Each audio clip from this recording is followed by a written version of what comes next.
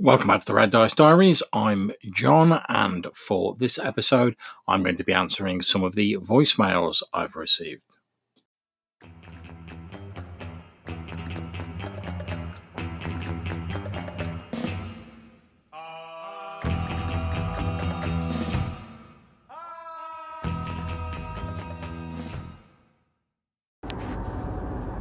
Hey John, Mark from the Yawning Owlbear.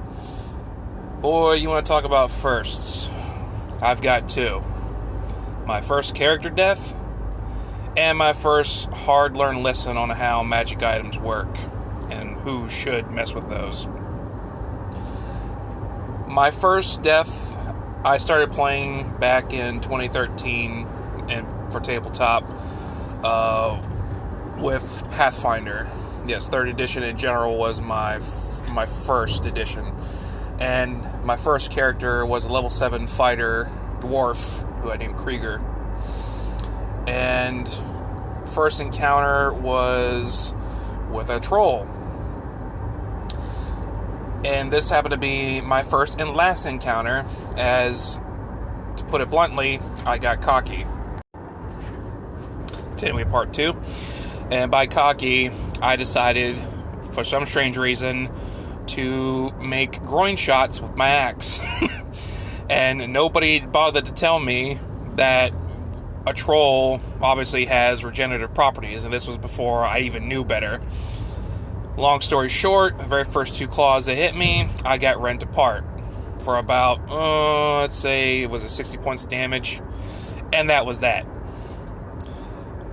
My second first, learning how to mess with magic items. Came into a room. It was a glass casing. The glass glowed, and the pillow glowed that the object inside sat on. And it was a magical bracelet that I was going to use as a beard clasp. That also glowed as well. Onward with part 3. So, after the mage in our group was able to identify what the glass casing was, we weren't able to identify what was on the pillow. Managed to shatter it. I got my beard clasp. And the current cleric in our group, my buddy Mike Smith, who is a bit of a chaotic player and likes to pull pranks and jokes, being a newbie, decides to peer pressure me into going for the pillow. Well, I fell for it, and I went and I touched the pillow, and I took 60 points of damage for it. It turns out that the pillow had inflict bodily harm on it. So yeah, that was a hard-learned lesson. Bit of karma, though, for him. When he tried to get me to go through a portal the very first time, I said no, and in turn, he gets killed by a clay golem. So, yep, that's my first. That was Mark C. Wallering there from the excellent podcast, The Yawning Owlbear. Thank you very much for calling in, Mark.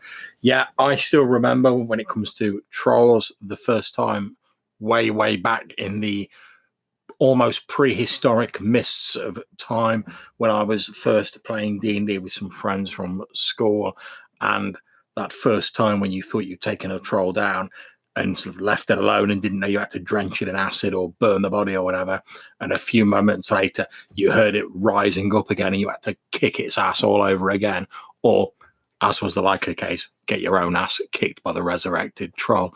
So I entirely sympathise there, Mark. As for the magic items, yeah, like I say, I started playing role-playing games with some guys from my school when I was a lot younger, and we'd first started with like fantasy wargaming, like the Games Workshop stuff and whatever. So we were used to like the more sort of antagonistic games, you're fighting your armies against each other. And when we first sort of transitioned, or as was the case, like dipped our toes into role-playing games occasionally, there was a lot of sort of banter, I suppose you'd call it nowadays, and antagonism and tricking people into picking up cursed items and stuff like that. I think, to be honest, it's a miracle sometimes we didn't come to blows during those games. But we were all school friends, and you had that thing where there were people were your mates, but you used to like take the mick out of each other and stuff like that. So it was all really in good fun, and there were no like serious hard feelings at the end of it. So thank you very much for ringing in, Mark. Let's see who's next on the list of voicemails. Hi John, thanks for your message. It was really nice to be involved in the recording of Purple Worm. real pleasure. And I just wanted to say that, if you're looking for an uninformed opinion in future, don't hesitate to ask. But as for coming up to Edinburgh, I'm afraid you're going to have to go a little bit further than that, because I am just outside Inverness. So, when you pass that sign that says "Welcome to Scotland," where you still got probably another 5 hours journey before you reach me. But yeah, we'll have to look into sorting something out. Anyway, great to hear from you. Take care, mate. That was Spencer, aka Free Thrall, from the brilliant podcast Keep Off the Borderlands. I highly recommend you go and check that out. Spencer was kind enough to join us recently as a guest host on a few episodes of the Purple Worm group cast that myself, Dave Eldridge, Pete Jones, and Colin Spikepit Green record. And it was great to have Spencer on, as well as to sort of meet face to face, as it were, albeit in a sort of digital conference form. And I'm sure we would quite happily have you on as a guest host again, Spencer. We really enjoyed having you for those episodes. Just to let you know, if you're listening out there, that his references to Scotland are because we're talking about trying to get the Purple Worm hosts together in person.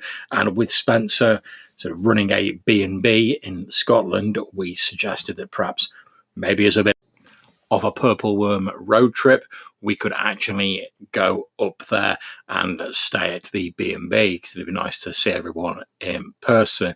Now, I've got to admit, I did get mixed up with the place where the B&B is, which goes to prove that I'm probably not the best person to be driving on this trip.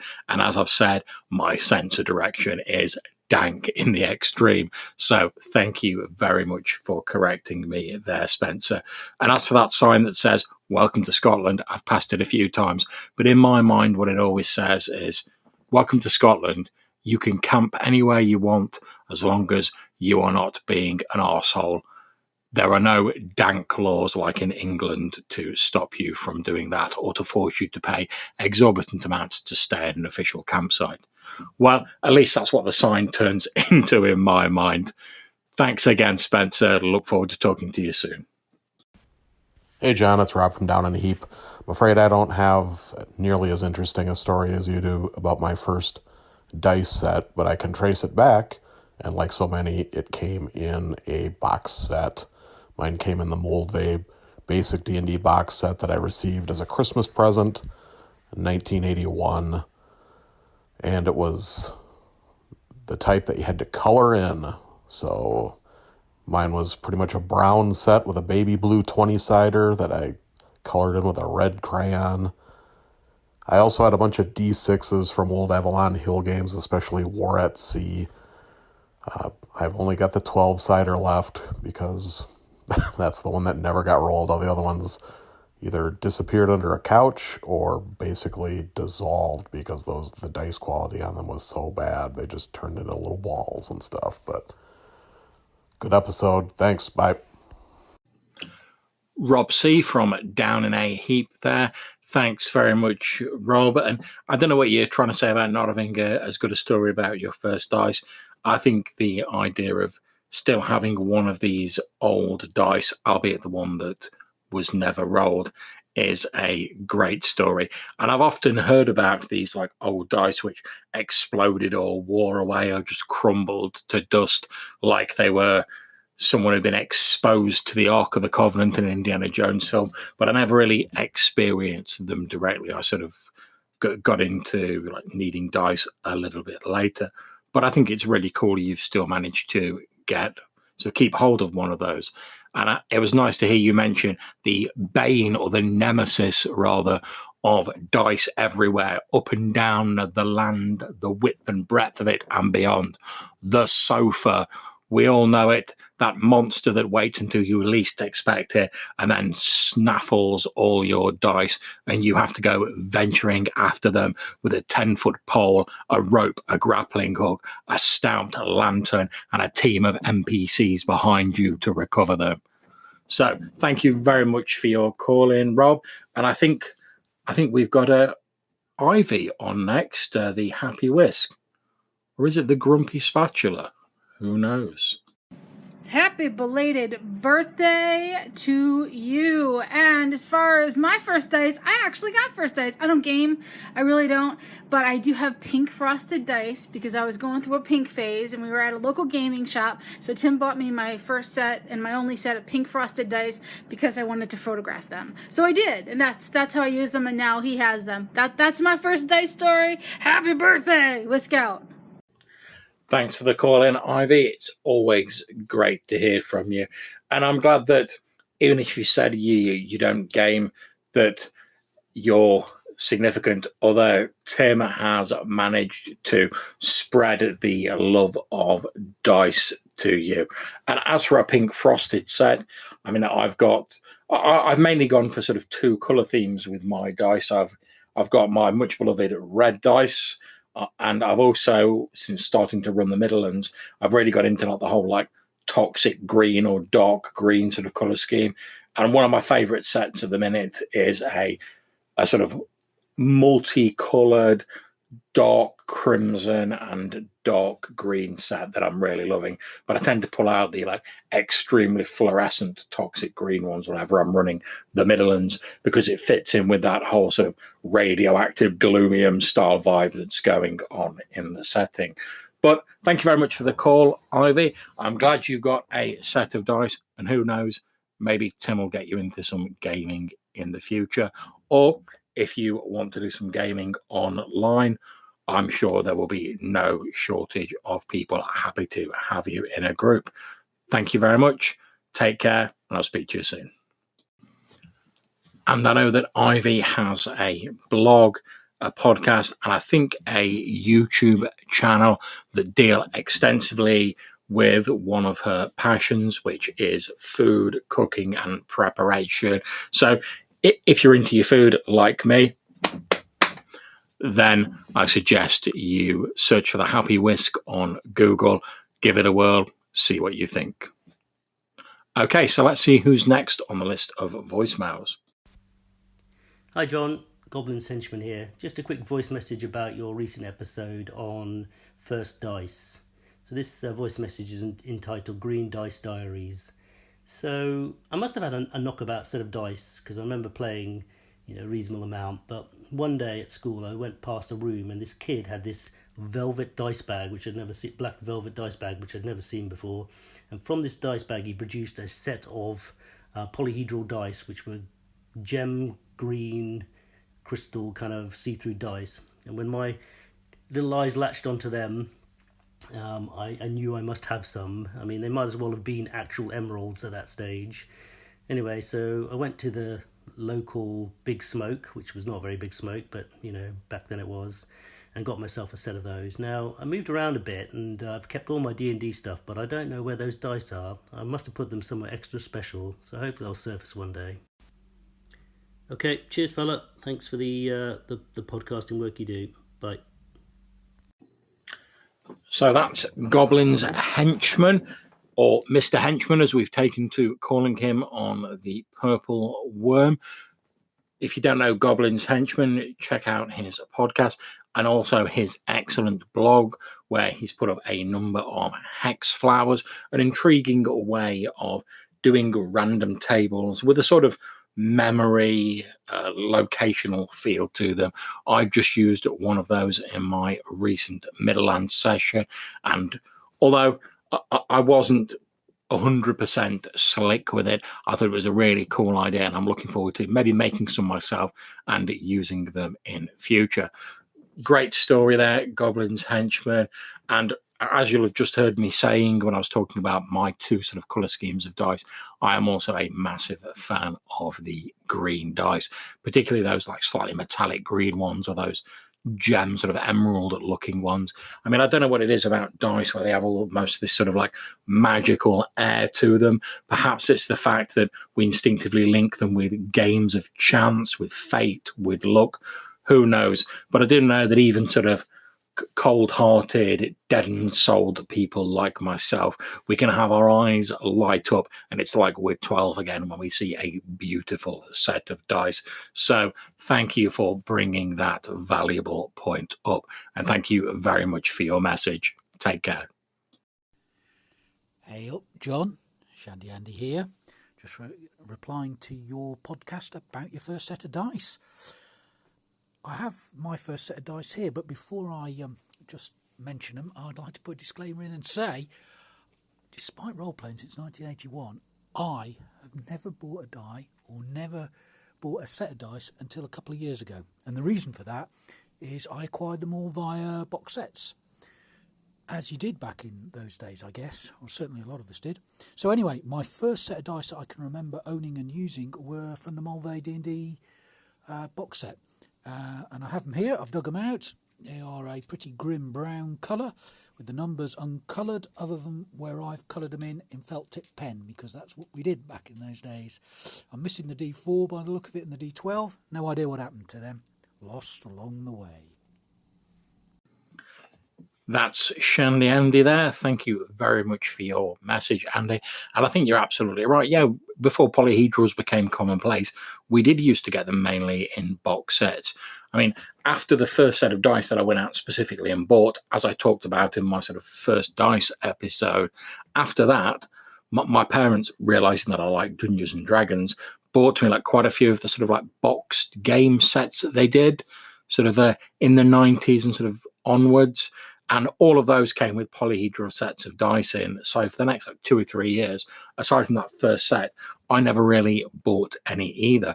I had plenty of D6s from the various war games that I played at the time, but all my polyhedrals pretty much came out of things like Dragon Strike, the Dungeons and Dragons board game, and things like that. And I think that's one of the useful things about those sort of board game sets, because a lot of the components, not just the dice, were useful when you took further steps into the role-playing world. And I certainly know, as I discussed in the recent Purple Worm episodes, when I got board games like Hero Quest and stuff like that, I'd reuse the furniture out of them in role-play games. I'd use the strange dice. I'd use the boards out of various games, the little cardstock miniature pieces.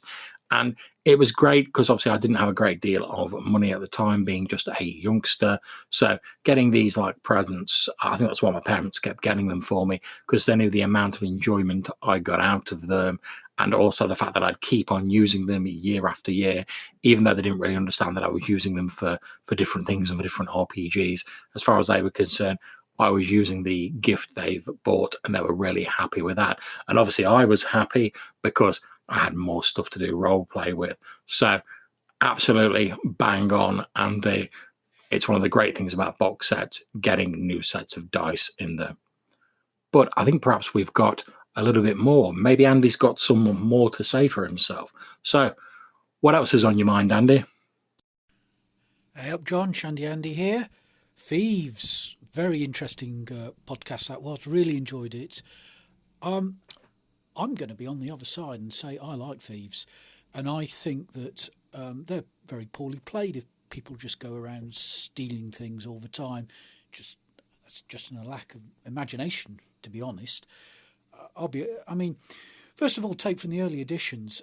There's no need to go around stealing stuff and trying to get more, gold than the other party members. Look at the experience a thief needs to go up. It's the least, I think, of all the classes. So really, if you think about it, it's not required. And I'm certainly, if I found out I'd got, as a player character, items were missing at the end of an adventure when I went to look for them. Hey, sorry, got a Jackson. I mentioned to the GM and said, well, in future, I'm, checking, I'm keeping an eye out. I want to know who's, where are my missing items going? And if I found out that a thief was doing it, I'd very just simply say, confront them, and say, look, if you don't stop it, I'm not interested in going on an adventure with you. Because I'll take an analogy, probably quite a good one, I suppose, in a way, is if I've going out with, 3 or 4 mates in an evening, we're going to the pub and we're taking it in turn to do rounds, and one of them consistently misses a round and won't pay for it, next time you're not likely to go out with them, are you? And it's exactly the same, to my mind, in an adventure. I just wouldn't want to go out adventuring with that particular player character, I'm afraid. But the other thing I really wanted to mention is you can use a bit of imagination with the thief, and I do agree it's probably a poor title for that type of character. But for instance, why not, if I was playing a thief in BX or AD&D or something, I might try and get a few contacts together, join the Thieves Guild and become a fence. And that way I can say to the party, hey guys, I can get more money for all of our loot than you can if you take it, to the local merchant or shop and everything. Let me sort it out and I'll come back with it. And okay, maybe as a thief I might skim off 5 or 10% of that. And to be honest, I've got no problem if I was one of the other player characters or I'm the thief doing that, because maybe my 5 or 10% I'm actually using to bribe guards, overlook the fact that,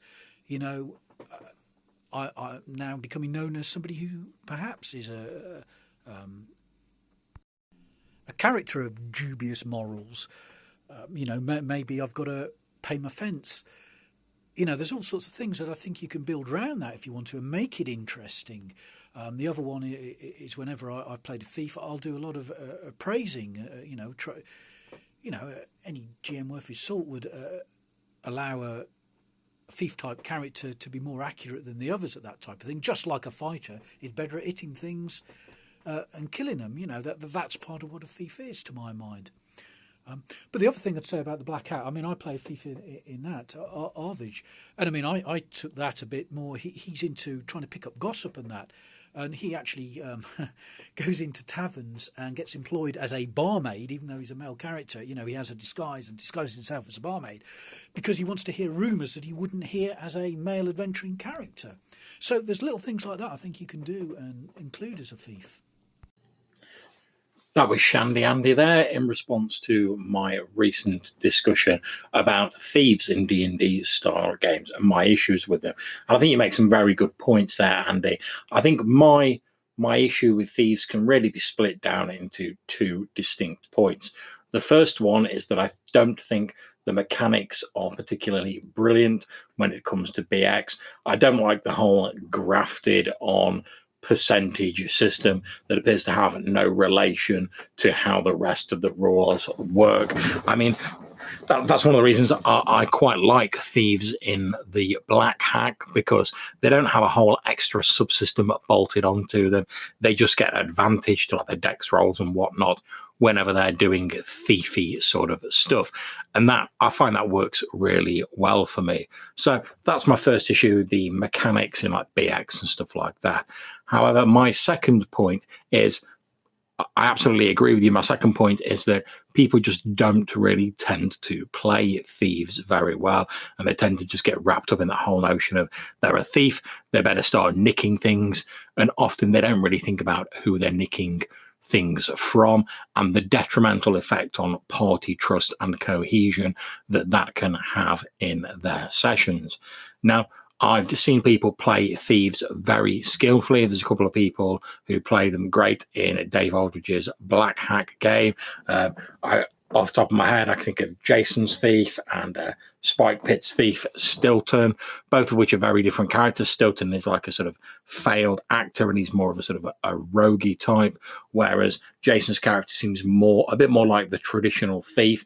But again, he limits himself to occasionally pocketing the odd few bits and pieces here and there, and doesn't actually dip his hands into the pocket of the party. So none of that sort of stuff disrupts the actual game, and it doesn't harm the group cohesion as a whole, because let's face it, in a D&D game you're supposed to be an adventuring party by and large. And I think you're absolutely right, your analogy is very apt. If you have someone come along with you on an adventure and they're constantly untrustworthy and consistently stealing off the party, well, you're not going to be taking them with you on the next adventure, and that character may as well just be abandoned and the person gen up another one, because when that guy turns up and is like, all right guys, what are we doing, let's go on an adventure, you're going to be like, actually mate, we're fine, don't worry about it, and you'll go off without them. So I think those are my main issues with thieves. Firstly, the mechanics, and second, how people play them. But thank you for raising those points, Andy. I think, yeah, you are absolutely right. People can play Thieves well. I think some games mechanically support that better than others. But at the end of the day, if someone's playing it well, I suppose the mechanics are really secondary. So that's it for this voicemail episode. If you want to get in touch with me, you can reach me at reddicediaries@gmail.com, or you can drop me a voicemail message on Anchor. And remember, if you don't like that whole 60-second limit that Anchor puts on voicemails, you can always record your voicemail as an MP3 file using Audacity or something like that, attach it to an email and send it to reddicediaries@gmail.com. Thank you to all my wonderful callers, to Shandy Andy, Goblin's Henchman, Ivy the Happy Whisk, Rob C. Wallering, Spencer aka Free Thrall, Rob C. from Down in a Heap, and to all of you, the listeners out there, for listening to my rambling answers. Until I see you next time, take care, and whenever you're playing, have fun. I'll speak to you soon.